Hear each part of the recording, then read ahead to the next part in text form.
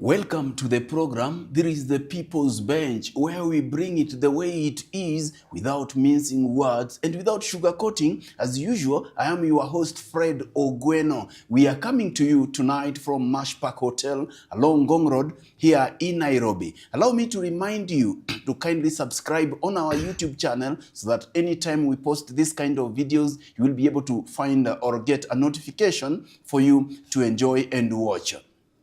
Thank you very much from wherever you are and for your support, and also to remind you that this production is brought to you by Red Ring Media, powering it every step on the way. Tonight, I'm privileged to have Wakili Joshua Nyamori, and we are looking at the issues IEBC, issues elections, the roadmap to 2027 general elections. Where are we and what is lying ahead? How are you, Wakili? Good evening. Evening to you. I'm most privileged to join you tonight. Karibu sana. Yeah, I mean, this is a new kid in the block. Thank you. Yeah. Yes. The only game in town. Yes. Thank you. It is the People's Bench, Yes, where we say it the way it is. I watch you every day. Thank you very much. So I appreciate the work you're doing. I appreciate too. Thank you. Thank you very much. It is my privilege to be here. Thank you. You may say hi to our audience and as well maybe introduce yourself further if there's something that I've left out. Yeah, good evening, ladies and gentlemen. My name is Joshua Nyamori. I am an advocate of the High Court of Kenya, and I am happy to join and have a discussion with Fred this evening.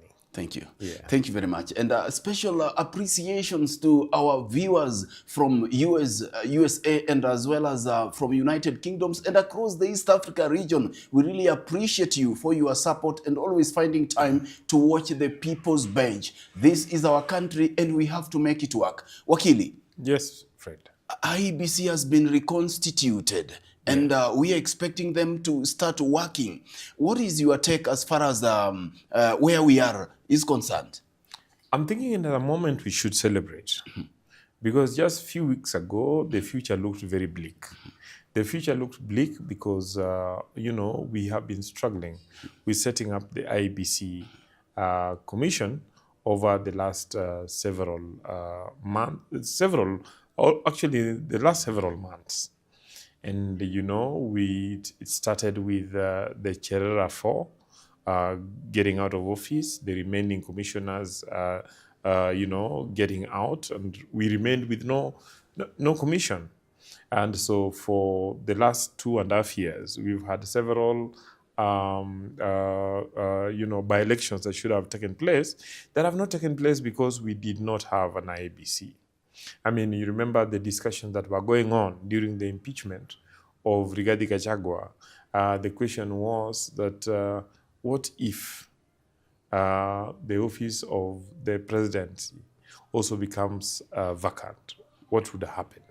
You remember during the discussions of the 25th of June 2025, where people were saying, kufa dereva, kufa makanga, kufa conductor. Then what would we have done? Then we are approaching an election in the next 2 years. We needed to have had delineated the boundaries of the constituencies. And then we need to prepare voter register. We need to register new voters. So there's a lot of work to be done. I am happy that finally the litigation process ended and we have the new commissioners in office, and that they are rolling out to work. Yes. They are folding their sleeves. In my view, it gives confidence to our electoral system. It gives confidence to our democratic system because the Constitution requires that we must hold elections every 5 years. But we are in a situation in which we may have failed to have elections. Yes. I hear you. Yeah. Now, Wakili, the elephant in the room is not as to whether the IEBC will have money to do the things that they are supposed to do or not. The trust deficit. IEBC, to many, are saying that it is the graveyard where careers are buried, No commissioners have stepped out of IEBC with a smile at the corners of their mouth.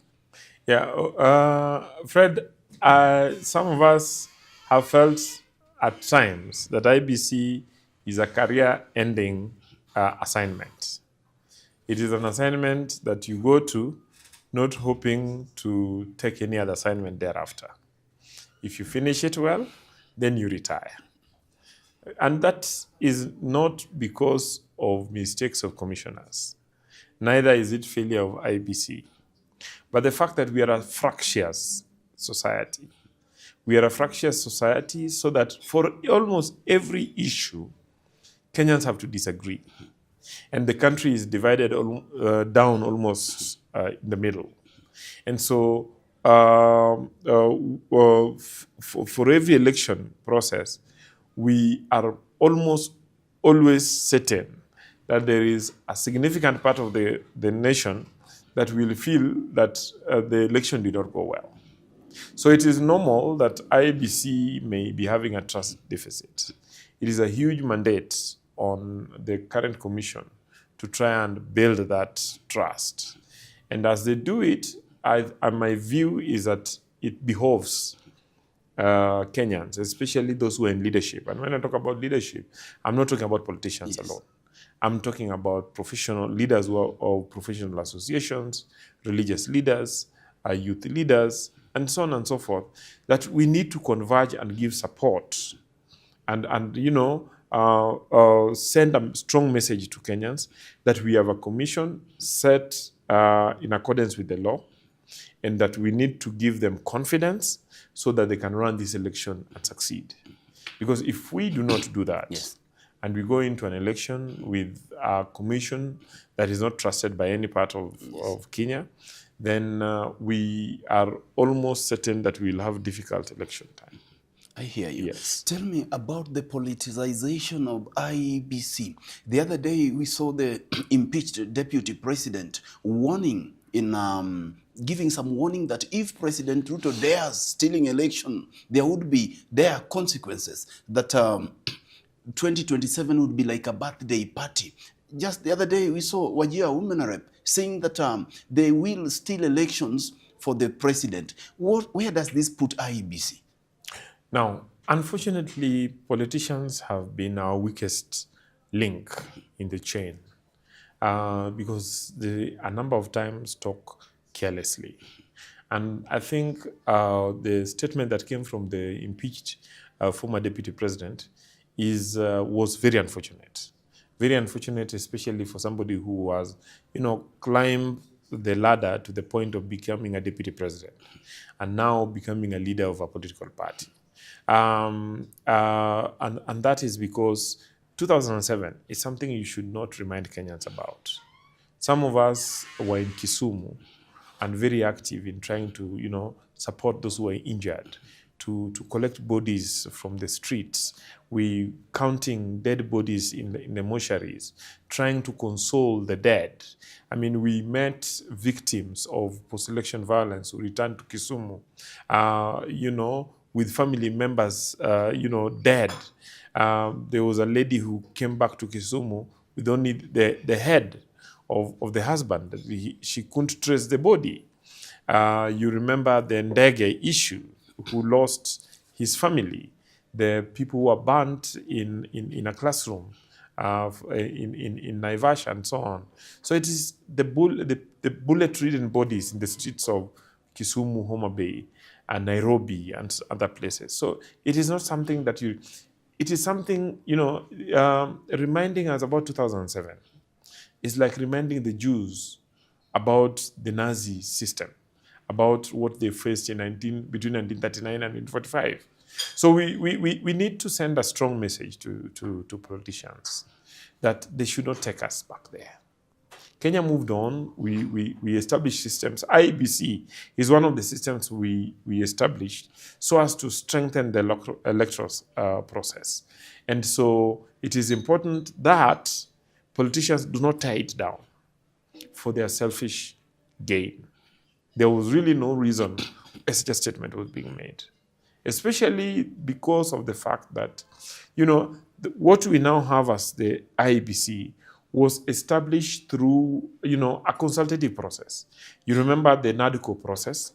You remember the fact that, the leadership sat down and agreed to have a bipartisan process in establishing a new law. You remember that, that law provided for a the panel that would then select the commissioners that was inclusive, so that parties from all sides and other bodies then sent in representation. And that it is that body that then selected the individuals who were then forwarded to the president. And according to the law, they sent 11 names, and the president was supposed to choose 9. And after that, send it to parliament, so that parliament discusses it and approves. So the process, in my view, was quite credible, quite transparent, quite inclusive. It was unfortunate that certain politicians decided to politicize it. I am hoping that moving forward, we could all close ranks, even though we are going to compete against each other, to ensure that we give confidence to the commissioners that we will support them in their work, because it's a difficult job. Okay? I hear you. Yes. I hear you. Yeah. Can we reach a point as a nation that we would not need to force the IEBC, that someone may not have to go to the courts for the servers to be opened? Can IEBC reach a point that they can run elections that nobody will be able to die on the streets, that those who have lost will be able to congratulate the winners, and the country is able to move on? You know, it's not about the IEBC. It's about the Kenyan society. And what we need to appreciate is that we are a nation state.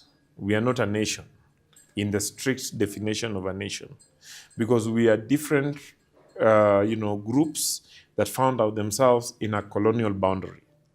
And so, even as we strive to build, the ethos of a nation, we are still stuck to a very great extent to our primordial identity as ethnic groups and tribes, and then as religious groups and cultural groups.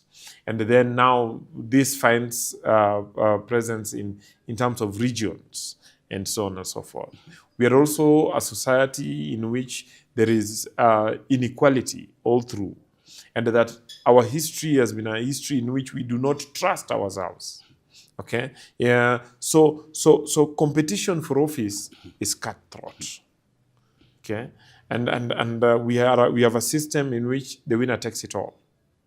So being a very competitive environment in a fractious society, people will try to do anything to win election. Okay, so the possibility of abuse of the process is not remote, but at the same time, the fact that we have formed a habit that rejecting election is one way of negotiating post-election to get into office. So it is possible that anybody who loses an election and still wants to participate in the government will always try to reject election, and going into the Supreme Court demonstrations and so on and so forth may be the methods that they use.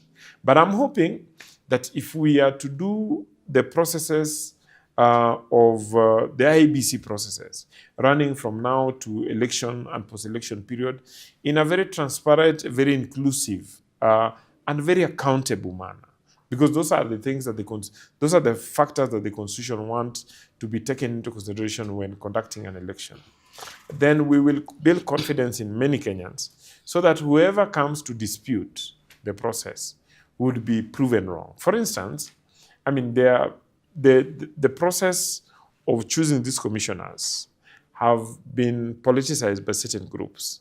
But you realize that by and large, Kenyans have accepted the new commission. That's why you're not seeing Kenyans complaining.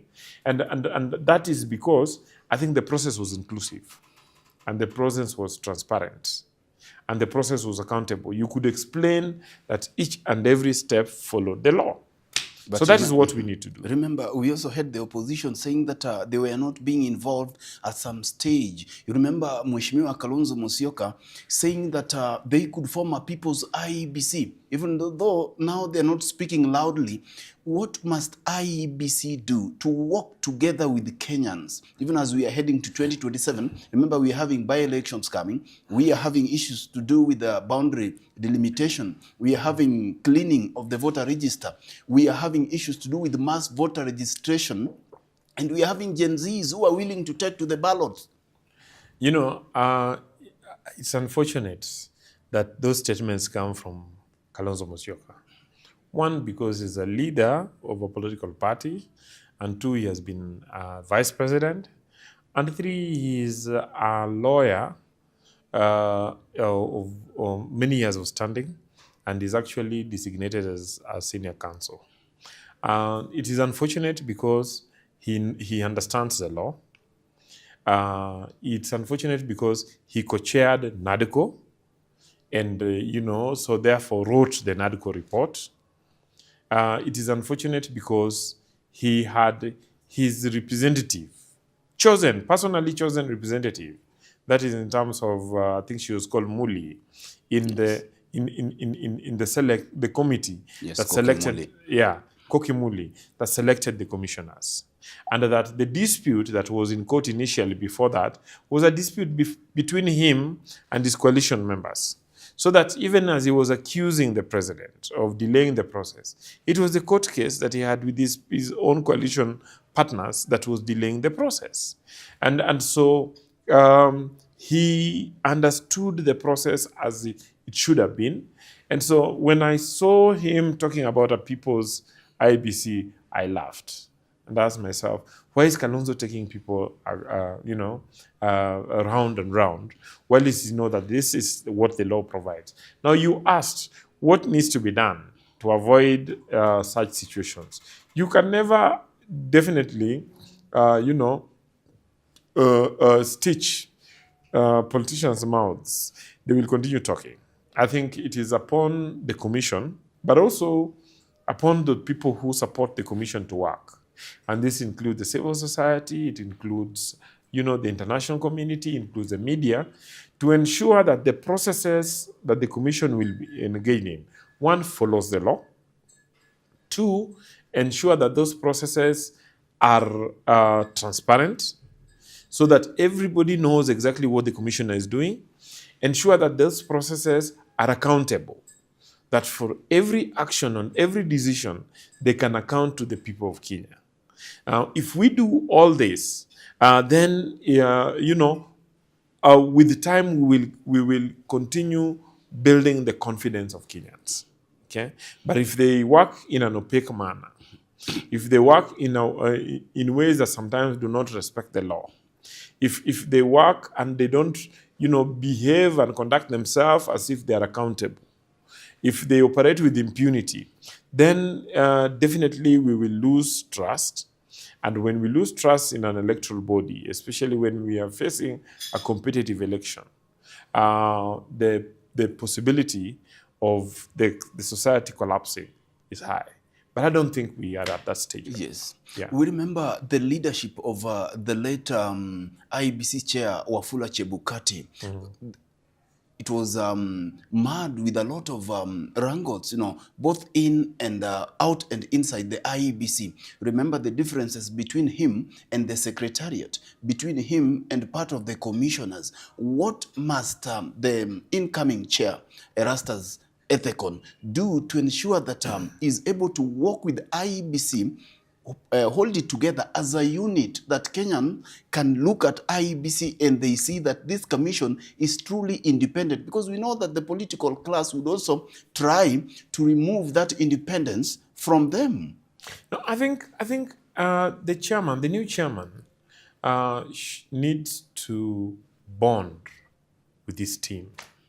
And his team includes the commissioners and the secretariat and all the officers.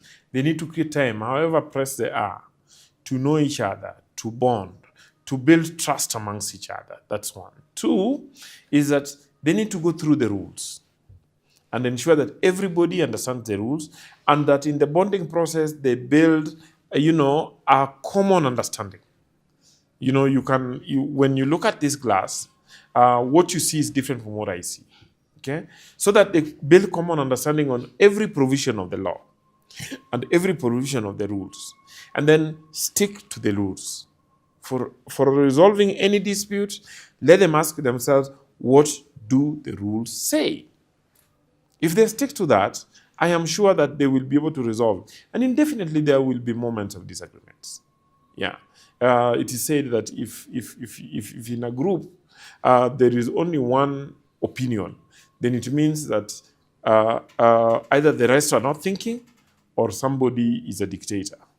So, but whenever there are disagreements, there are grievous resolution mechanisms that are established, and the commission operates as a plenary and is able to then make decisions as a plenary based on either unanimous decisions or they vote. Okay, the secretariat must understand, of essence, that they are employees of the commission, so they will have to listen to the commissioners. But as they listen to the commissioners, they can only follow lawful and constitutional directions from the commissioners. So if we stick to the law,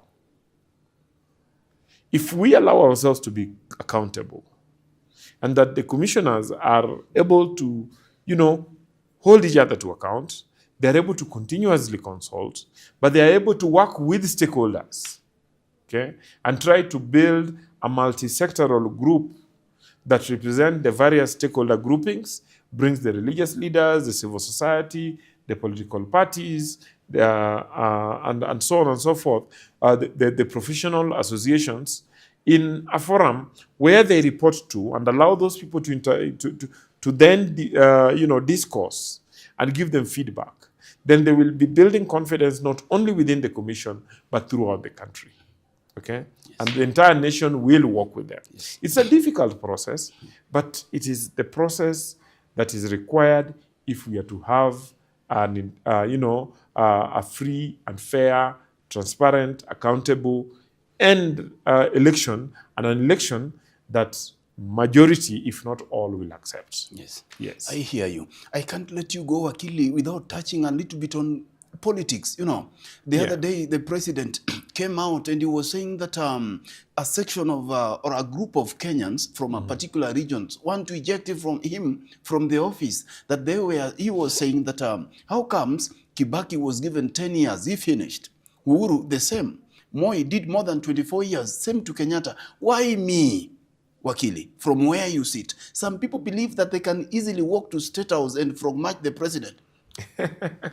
Yeah, the problem that we've had in this country is that we have a group of Kenyans, elite, especially from a certain region, that feels extremely entitled.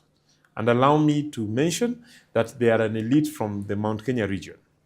And that is because they have spent very many years in power. 20 years between Kibaki and Uhuru Kenyatta. And then I think, was it 17 years under Kenyatta. And during that period, they have held positions of privilege. And they have abused the government processes. And they have used, the positions of privilege that they've held to enrich themselves at the expense of the rest of the country. And some of them have gotten to the point where they think those positions of privilege were actually their birthright. And so it is unimaginable for them that it is not only somebody else who is not from their ethnic group, but also that this person who is in that office has opened space and doors for other Kenyans from other regions to also come in and be part of government. I was watching, Rigathi Gachagua complaining that, the certain places where they only had people from their ethnic group as occupying in the security sector are also now occupied by other people. So that it is unacceptable to them. They cannot imagine it. Okay, that we could have people from other communities occupying the NIS leadership, occupying the various leadership levels within the police, occupying the treasury, occupying Ministry of Energy, occupying internal security, and so on and so forth. But then President William Ruto probably will be remembered as the best thing that ever happened to this country. Come on, even with all these abductions. Because I think he has broken the jinx that has been bedeviling Kenya. Okay? Why am I saying this? That against the interests of the Mount Kenya elite, President William Ruto romped to victory. Two, that he has built a broad-based government so that no region feels that they are out of government. You need to know that Mount Kenya is still the largest in terms of representation in this government at all levels from the cabinet level. They have 8 or is it 9 members in the cabinet. The Kalenjin whom they keep accusing only have 2, apart from the president. The community that I come from, the Luo, only have 2. Okay? And the certain communities like the northern, the pastoralists have only 1. Okay? Coast has only 1. So you look at all this, then you realize that there's a group that feels extremely entitled. And so when you then see, the politics that we have had in this country in the last few weeks, you can be able to tell, the last few months, you can be able to tell that it has, a link to the interest of an entitled ethnic cabal that think that this country belongs to them. I normally compare President William Ruto to Abraham Lincoln. Okay? When Abraham Lincoln came to power, America was divided almost to every half. What did he do? He reached across the aisle and held his opponents, the key opponent, and brought them into government and gave them key position and built what he was calling a team of rivals.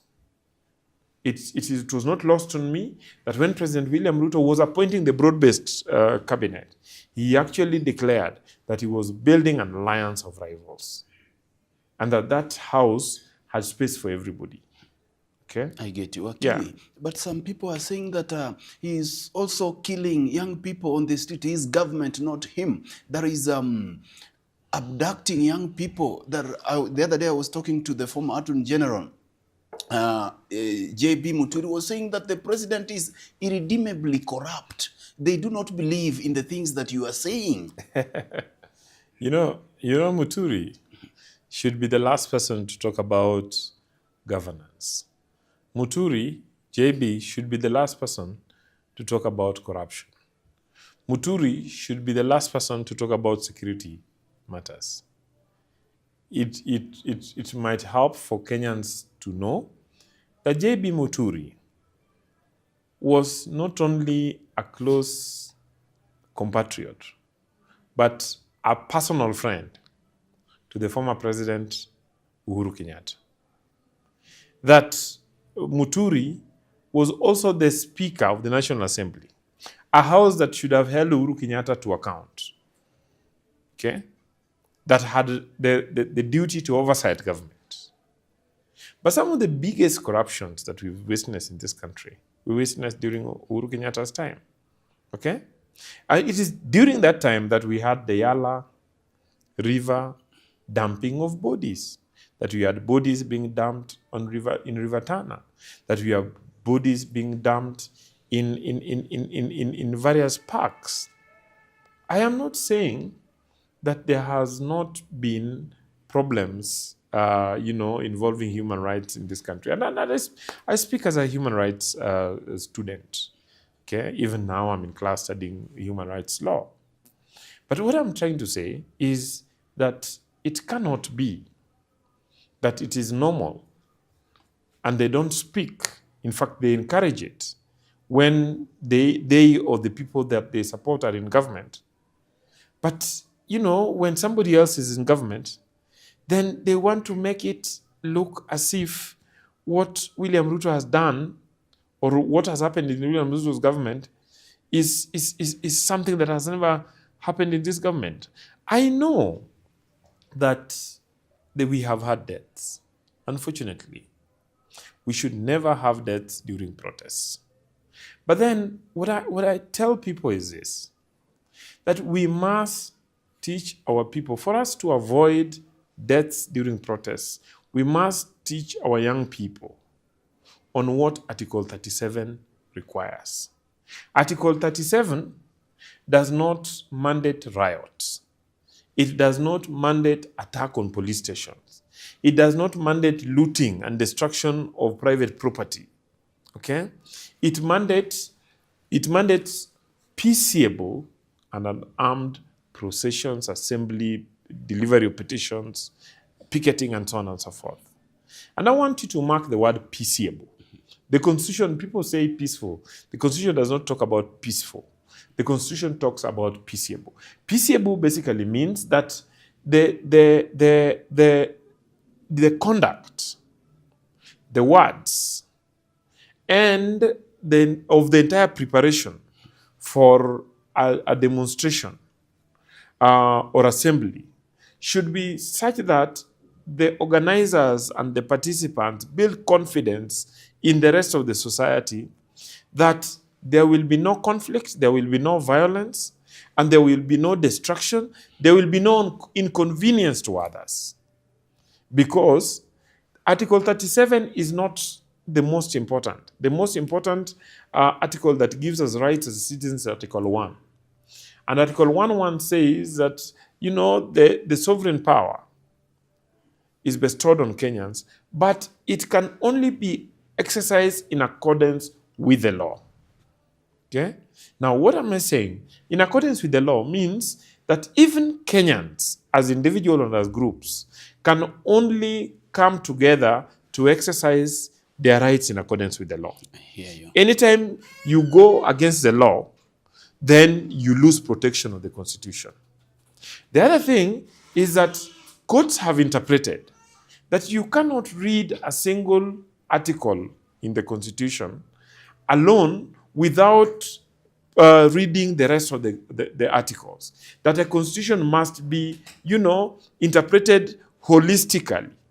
So when we want to then look at Article 37, we must also remember to look at Article 24, that says that rights can be limited, including the right to life, but only in accordance with the law. So then the question then arises, how can rights be limited? Right to assembly and to protest. And when you look at that, then you realize that there is Article 238 that talks about national security and gives police the authority to ensure that they secure property, they secure lives, and they secure the stability of the country. And then the National Assembly, which is our representation, then went and enacted the National Police Service Act. And the National Police Service Act, it provides that police may use arms and may use firearm, including lethal force, especially when protecting property, when protecting lives, when defending themselves, and also when dispersing national security installations and our, symbols of democracy. Okay? So we need to ensure, and when I talk about this, I talk as somebody who, spent almost his entire youth in the street demonstrating for various issues. And we must tell our young people that when they want to exercise that right, they must ensure that there is no violence. They must ensure that they have clear issues that they want to address. They must ensure that they protect the rights of others. And they do not allow themselves to be infiltrated by political groups who want to then, misuse those to advance other interests. That is why certain young people are now being surprised that the government is invoking the Terrorism Act.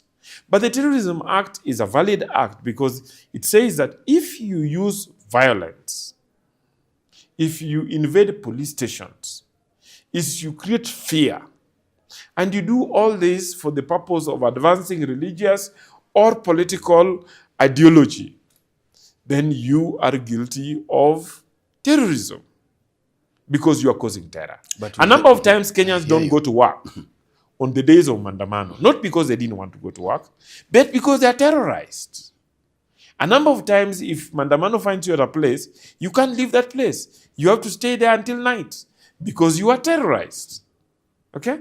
So if we can educate our young people about this, and then we try to encourage them to organize themselves so that criminals and political groups that want to then incite violence or use, their meeting to cause chaos, to advance treasonous activities, do not join them, then they will be able to exercise that. And what if the goons are hired and planted by the government? I have heard of these claims. I have not seen a shred of evidence to show that government ever hired certain goods. However, I try to sometimes understand where certain business community members come from. You own a shop in which you have put in millions and millions of shillings. And then you have learned from the history that every other day, certain groups come to town and they are most likely to loot shops. What will you do? You will hire private security. It happens we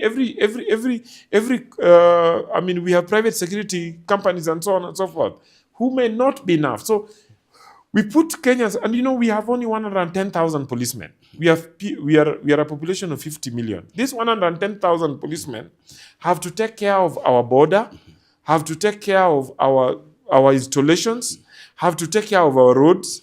Then we want them to take care of a chaotic riot. Okay? It is not possible. So in such a case, it is possible that businessmen may hire their own private security. We don't need to get there. Okay? That is why, there's been all this debate about the law that has been mooted on demonstrations. And, people have then said that some people are trying to claw back the provisions of Article 37 by introducing a law. But it is interesting because for all the other articles in the Constitution, we have acts for operationalizing them. The Constitution only provides principles and values. And to operationalize them, that is why Article 238, which talks about national security, is operationalized by, amongst others, having the National Security, the Police Service Act.